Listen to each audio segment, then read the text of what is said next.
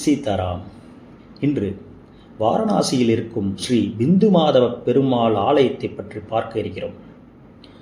வாரணாசியில் உள்ள புகழ்பெற்ற பஞ்சகங்கா படித்துறையில் கங்கை நதிக்கரையில் அமைந்துள்ளது இந்த ஆலயம். இது 5ஆம் நூற்றாண்டை சேர்ந்த பழமையான மற்றும் மிகவும் புகழ்பெற்ற வைணவ ஸ்தலம் ஆகும். முற்காலத்தில் இது பிரம்மாண்டமான கட்டிடக்கலைக்கு பெயர் பெற்று விளங்கியது. 1669ஆம் ஆண்டு அவுரங்கசீப்பின் படையெடுப்பின் போது அந்த கோவில் இடித்து தரைமட்டமாக்கப்பட்டது.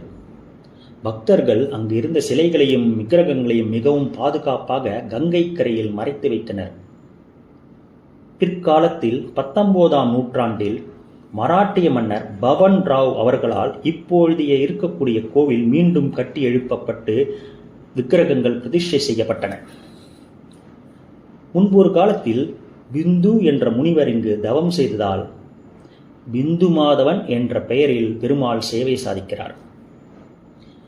பஞ்சகங்கா என்பது கங்கை, யமுனை, சரஸ்வதி, கிருணா மற்றும் தூதுபாபா ஆகிய 5 நதிகள் சங்கமிக்கும் புனித இடமாக கருதப்படுகிறது.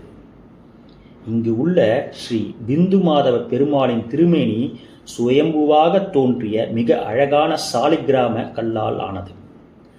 4 கரங்களுடனும் சங்கு சக்கரம், கதாயுதம் மற்றும் தாமரை மலரை ஏந்தியவாறு தாயாருடன் பெருமாள் சேவை சாதிக்கிறார். இதைத் தவிர கருடன், அனுமார் அவர்களுக்கும் தனித்தனி சன்னதி அமையப்பெற்றுள்ளது. அனைவரும் வந்து சேவிக்க வேண்டிய அருமையான ஸ்தலமாகும். ஓம் நமோ நாராயணாய.